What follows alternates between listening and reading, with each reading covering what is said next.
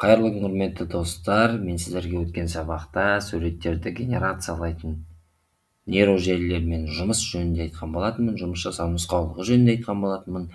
Бүгінгі сабақта біздер осы PNG суреттердің PNG нұсқасын генерациялайтын PNG Maker AI деп аталатын жаңағы жасанды нейронды желінің жұмысымен танысатын боламыз.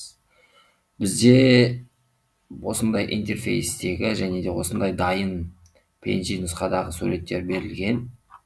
Бұл жерде біздер екі нәрсені пайдалана аламыз. Бұл жерде PNG bytags деп тұрған, яғни тегтер арқылы PNG суреттерді өзімізге сақтап ала аламыз, және де өзіміз PNG суретті жасай аламыз. Енді бұл жерде үш негізгі пакет бар. Біріншісі тегін пакет. Тегін пакетте бізге 7 күн уақыт, және де әр күн сайын бізге 10 суретті генерациялауға рұқсат береді.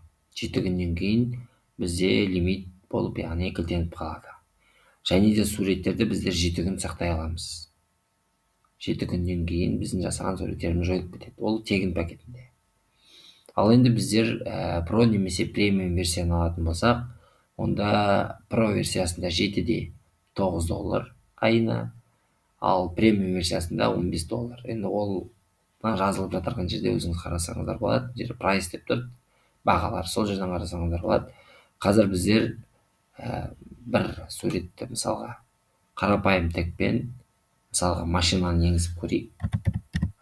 Машинаның маркасын енгізіп жатырмын. Орысша жазсаңыз да болады бұл жерге. Енді мысалға осылай жай ғана промпт беріп, сипаттама беріп жасауды басатын болсам, маған жаңағы мынадай арнайы жаңа интерфейске өткізеді. Бұл жерде менде промпт және негативті промптты да жазуымызға болады. Мынау енді бізде міндетті емес негативті промпт жазу.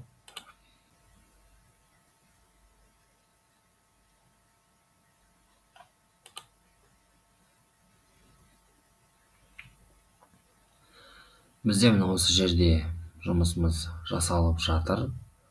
Generation progress дейді. Яғни бізде бұл жерде екі суретіміз шықты. Суреттеріміз шықты. Поршын суреті шығып тұр бұл жерде. Біріншісі, міне екіншісі. Бұл суреттерді біздер енді қарауымызға болады үлкейтіп. Бұны қарайтын болсаңыз PNG бұл. Бұны және де бұл суреттерді біздер сақтап алсақ болады. Менде жаңа бірді таңдап сақтаған болатынмын. Менде міне 9, байқасаңыздар 9 кредит қалды.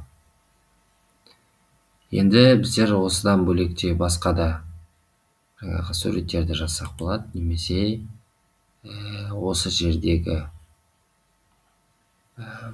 жаңағы жерден тегтер арқылы берілген жердегі суреттерді сақтап та алсақ болады өзіміз. Мысалға түстерге байланысты алайын мен.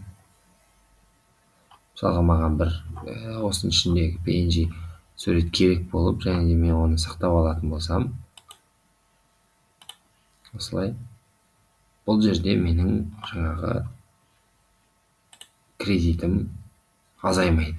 Яғни бұл жердегі барлық PNG нұсқалары суреттердің тегін. Енді біздер өзіміз жұмыс жасағымыз келетін болса, генерациялағымыз келетін болса, онда бізде кредиттер алынып қалатын болады. Дегенмен айырмашылық, бұл жердегі бар суреттер барлығына шығады, бірақ біз генерациялаған суреттер тек қана бізге ғана көрінеді. Мына жаңағы сақтаған суреттерді қарасақ болады. Бізде міне гүл. Бұны біз PNG Maker деген жерде водяной знак бар, байқасаңыздар. Қара арты, яғни прозрачный фонда сақталды деген сөз. Және бізде екіншісі, ол өзіміз жасаған, ол жерде ешқандай водяной знак жоқ. Яғни бұны біз генерациялаған нәрсе.